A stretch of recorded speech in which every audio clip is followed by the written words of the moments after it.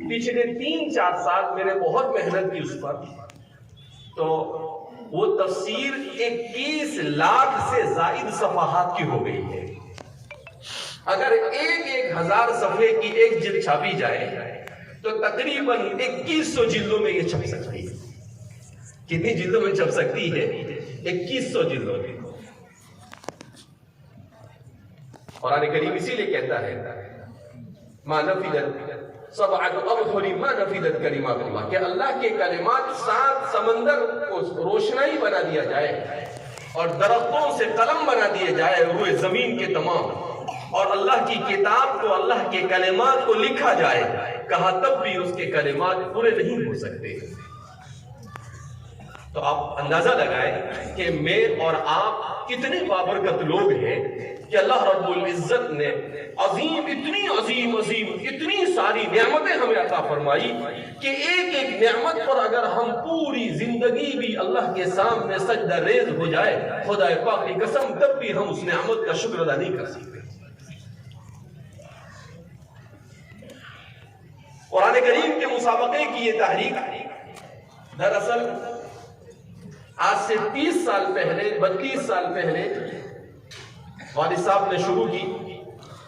اللہ رب العزت انہیں شفا کاملہ عاجلہ مستمرہ دائمہ کلیہ نصیب فرمائے۔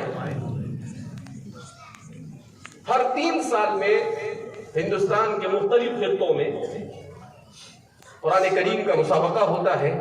یہ 10واں مسابقہ ہے،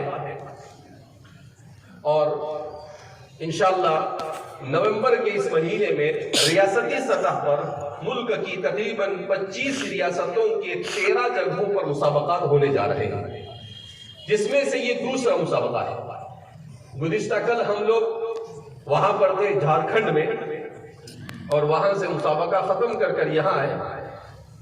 یہاں کے بعد کشمیر جائیں گے، اور پھر اس کے بعد کشن گنج بہار میں ہے، اس کے بعد آسام میں ہے، اس کے بعد راجستھان میں ہے، اس کے بعد کلکتہ میں ہے، اس کے بعد حیدرآباد میں ہے، اس کے بعد کرناٹک میں ہے، اور اس کے بعد مہاراشٹر میں ہے، اور اخیر میں گجرات کا مسابقہ ہے۔ تو کچھ جگہوں پر کچھ ریاستوں کو ہم نے ضم کر دیا۔ ان مسابقات کا مقصد کیا؟ ان مسابقات کا مقصد امت کو قرآن کریم کے ساتھ تلاوت اور تفسیر کے اعتبار سے مربوط کرنا اور اسے جوڑنا۔ کیوں؟ اس لیے کہ کتاب اللہ سے وابستگی یہی اس امت کے عروج کا سب سے بنیادی سبب ہے۔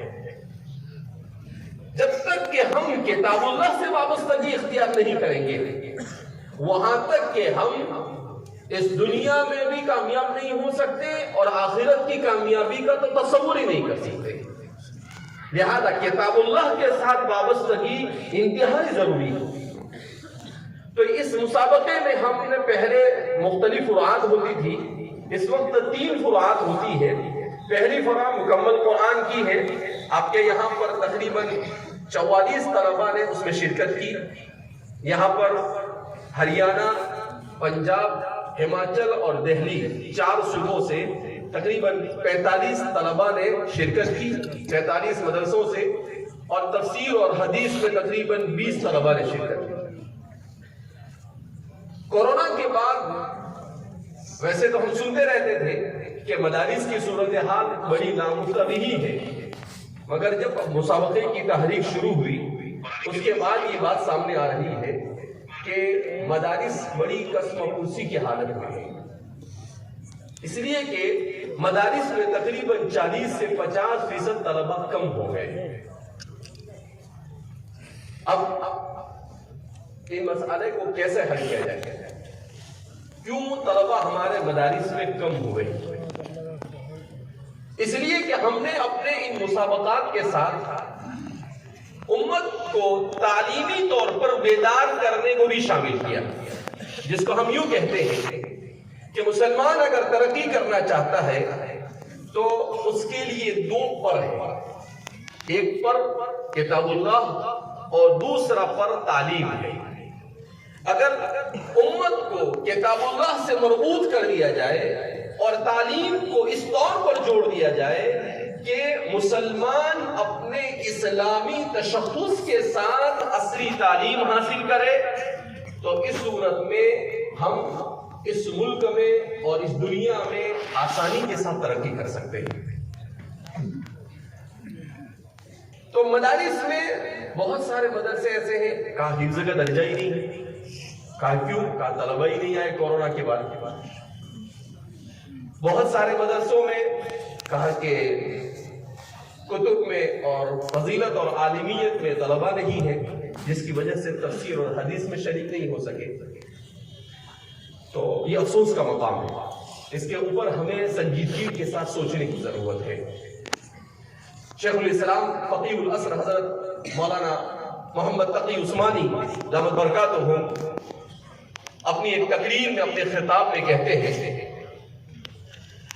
کہ جب پارٹیشن ہوا اور پاکستان بنا، اس وقت ہمارے والد صاحب نے ایک تقریر کی، مفتی شفیع صاحب، مفتی اعظم پاکستان مفتی شفیع صاحب نور اللہ مرقدہ، اور اس تقریر میں انہوں نے کہا کہ یہ ملک مسلمانوں کے لیے بنا ہے، اس ملک کے لیے تعلیم کے لیے، نظام تعلیم اور سسٹم آف ایجوکیشن کے لیے نہ میں یہ سفارش کروں گا کہ یہاں پر دیوبند کا نصاب پڑھایا جائے، نہ میں یہ سفارش کروں گا کہ یہاں پر علی گڑھ کا نصاب پڑھایا جائے، نہ میں یہ سفارش کروں گا کہ یہاں پر ندوۃ العلماء کا نصاب پڑھایا جائے۔ بڑی عجیب بات فرمائی آپ نے۔ تو پھر کہا کہ سوال کریں کہ آپ تو ٹھیٹھ دیوبندی ہے اور آپ ایسی بات کر رہے ہیں؟ کہا ہاں۔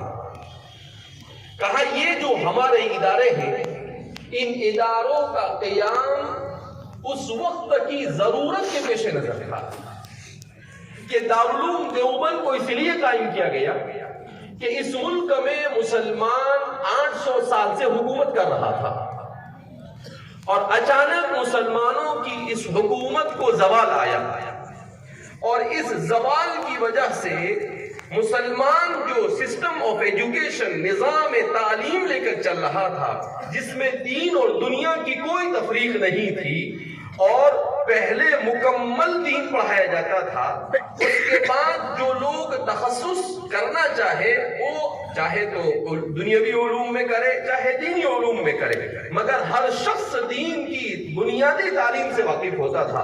اسی لیے لارڈ میکالے نے 1833 میں جب ہندوستان کا جائزہ لیا تو اس نے یہ کہا کہ اس ملک میں نے لوگوں کو خوشحال دیکھا، اس ملک میں نے لوگوں کو بڑے اچھے اخلاق والا دیکھا، اس ملک کے لوگوں کو میں نے بڑا تعلیم یافتہ پایا، مگر اب میں ایک ایسا نظام دے کر جاؤں گا اس ملک میں کہ 50 سال کے بعد اس ملک میں سوائے عیسائی کے اور کوئی نظر نہیں آئے گا۔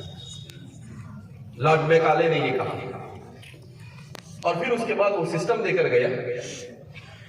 تو انہوں نے کلکتہ میں مدرسہ عالیہ قائم کیا، اس کے بعد مختلف جگہوں پر بمبئی میں اور مختلف جگہوں پر یونیورسٹیاں بنائی، اسکولوں کا جال بچھایا، اور پھر اس کے بعد یہ نظام بنایا کہ مسلمان حکومت کی نگرانی میں جتنے ادارے چلتے تھے ان تمام اداروں کو بند کر دیا، پورا سسٹم آف ایجوکیشن، نظام تعلیم کو چینج کر دیا۔ کہتے ہیں کہ صرف شہر دہلی میں 1000 مدرسے ہوا کرتے تھے۔ کتنے؟ 1000، سب بند ہو گئے۔ اب ایسے حالات میں حجت الاسلام حضرت مولانا قاسم صاحب نانوتوی اور ابو حنیفہ ثانی حضرت مولانا رشید احمد گنگوہی، حاجی ذوالفقار احمد صاحب اور ان کے رفقا یہ کھڑے ہوئے اور سر جوڑ کر بیٹھے کہ اب ہمیں کیا کرنا چاہیے۔ حجت الاسلام حضرت مولانا قاسم صاحب نانوتوی کے حالات میں لکھا ہے کہ سب سے پہلے تو یہ مشورہ طے پایا کہ ہم صالحین کی ایک جماعت کو بھیج دیں مکہ مکرمہ، اور وہ نیک لوگوں کی جماعت مکہ میں رہ کر کعبۃ اللہ کے پاس اور قبولیت دعا کے جتنے بھی مقامات ہیں ان تمام مقامات پر اللہ سے یہ دعا کرے کہ اے اللہ ہندوستان کے مسلمانوں کے اسلام اور ایمان کے بچانے کی تدبیر پیدا فرما۔ فرماتے ہیں وہ جماعت وہاں گئی، وہ دعا میں مشغول ہوئی، ان کا کام سوائے دعا کے اور کچھ نہیں ہوتا تھا۔ حضرت مولانا رحمت اللہ صاحب کرانی جنہوں نے مدرسہ سولوتیہ قائم کیا تھا، وہ ان کے کھانے پینے کا انتظام کرتے تھے، اور پھر اس کے بعد اللہ رب العزت نے ان لوگوں کے دلوں میں یہ بات ڈالی کہ چونکہ اب حکومت کے سہارے ہم اپنی دین کو زندہ نہیں رکھ سکتے ہیں، اور اللہ نے اسلام کو ایسا بنایا ہے کہ اسے زندہ رکھنے کے لیے نہ بادشاہ کی ضرورت ہے، نہ دولت کی ضرورت ہے، نہ حکومت کی ضرورت ہے، بغیر کسی اسباب کے بھی اللہ اپنے دین کو زندہ رکھ سکتا ہے، اور اللہ نے یہ کر کے دکھایا۔ تو اللہ نے ان کی دلوں میں بات ڈالی، یہ سب جمع ہوئے تھے، اور پھر اس کے بعد انہوں نے اس جماعت کو پیغام پہنچایا کہ ہمارے دلوں میں یہ بات آئی ہے۔ تو سب نے اتفاق کیا کہ بھائی عوام الناس سے روپیہ جمع کر کر، چندہ کر کر، پیسے جمع کر کر ہم مدرسے کو قائم کریں اور وہاں پر مکمل دین کی تعلیم کا اور ضروری چیزوں کا ہم انتظام کریں۔ اس طرح سے کہا، وہ اس لیے دیوبند کے اس نظام کو اس وقت دین کے غلبے کے ساتھ قائم کیا گیا تھا تاکہ ہندوستان کے مسلمانوں کے ایمان اور اسلام کی حفاظت کا سامان مہیا کیا جائے۔ اگر اس وقت اس نظام کو قائم نہ کیا جاتا تو اسباب ظاہریہ کے درجے میں اس ملک سے اسلام کے ہر اعتبار سے ختم ہو جانے کا قوی اندیشہ ہو چکا تھا۔ تو مفتی شفیع صاحب فرماتے ہیں کہ وہ اس وقت کی ضرورت تھی۔ علی گڑھ مسلمانوں کو دنیاوی تعلیم کے لیے کہ بھئی ایک ادارہ دینی تعلیم دے رہا ہے تو دوسرا دنیاوی تعلیم والا قائم کیا جائے۔ ندوۃ العلماء کو دونوں کو جمع کرنے کی کوشش کی گئی۔ اس کے بعد آپ فرماتے ہیں مگر اب چونکہ ہمارا اپنا ملک قائم ہو چکا ہے، لہذا ہمیں جامعہ زیتونیہ، جامعہ قیروین، جامعہ ازہر جو دوسری صدی ہجری کے اندر میں وجود میں آئے تھے، اس نے